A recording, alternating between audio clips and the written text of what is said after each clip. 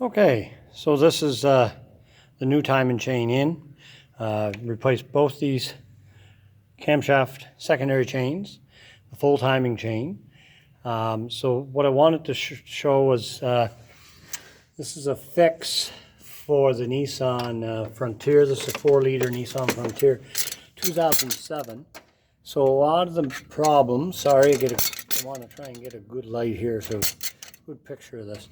So there's the tensioner. So a lot of times what will happen with this is this black plastic piece on the tensioner, it'll break at the top hook here and then slide down, and then the tensioner can't keep tension on the chain and you'll get a noise.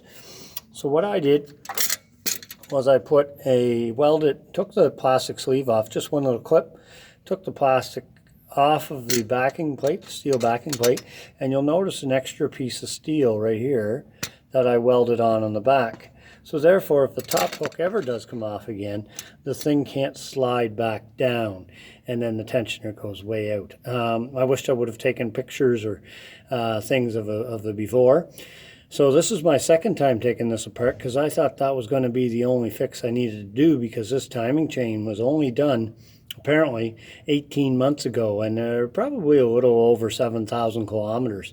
So in the meantime, I drove it for about 3 weeks, and then all of a sudden started ticking again. So what ended up happening there is on these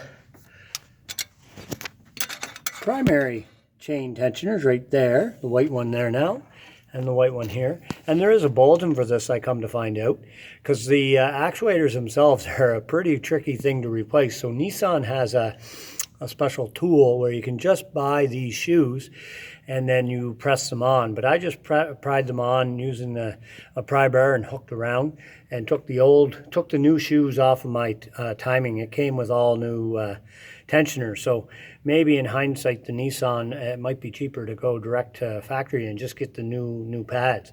So that was where the second tick was coming from.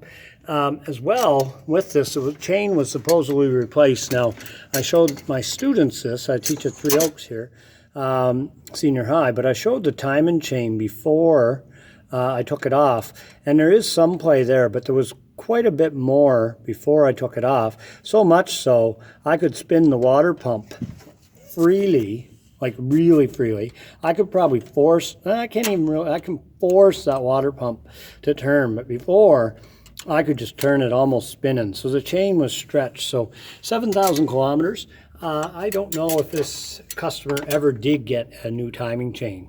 I would say the customer maybe had a complaint of, or not a complaint, but just doing a regular maintenance, and then maybe discovered how hard of a job, well, kind of a hard of a job.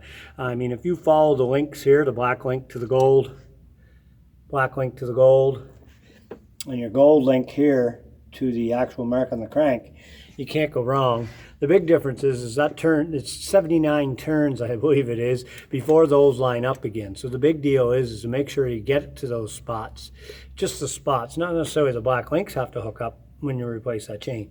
And same as the secondaries, they have marks there, and then there's a mark in behind that inside pulley there. There's another gear that does it, and then there's 2 marks on this one, and then the other one has 1 orange link that lines up with one dot. So I mean, as far as I can tell, I think I've got my problems fixed for it. Probably should have did that the first time.